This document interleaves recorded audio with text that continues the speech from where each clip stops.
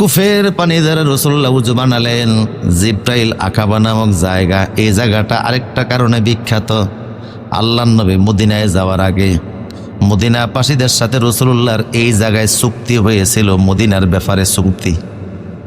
এই জন্য আকাবা জায়গাটা বিখ্যাত। এইখানের জিব্রাইল রাসূলকে উযু শিখালেন, আর ফজর এবং মাগরিবের নামাজ কিভাবে আদায় করবে নামাজটা শিখিয়ে দিলেন। প্রাথমিকভাবে ইসলামের 2 ওয়াক্ত নামাজ আসছে, ফজর এবং মাগরিব, তাও 2 রাকাত করে।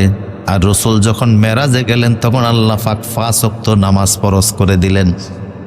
আকিমিস সালাতা তরাফা ইন-নাহারি ওয়া যুলাফাম মিনাল লাইল। আবার বললেন আকিমিস সালাতা লিদুলুকিশ শামসি ইলা গাসাকিল লাইলি ওয়া কুরআনাল ফাজর ইন্না কুরআনাল ফাজরি কানা মাশহুদা। মেরাজ রজনীতে আল্লাহ পাক 5 ওয়াক্ত নামাজ ফরজ করেছেন, তবে 2 রাকাত করে। যোহরের নামাজও 2 রাকাত, আসরও 2 রাকাত, এশার নামাজও 2 রাকাত।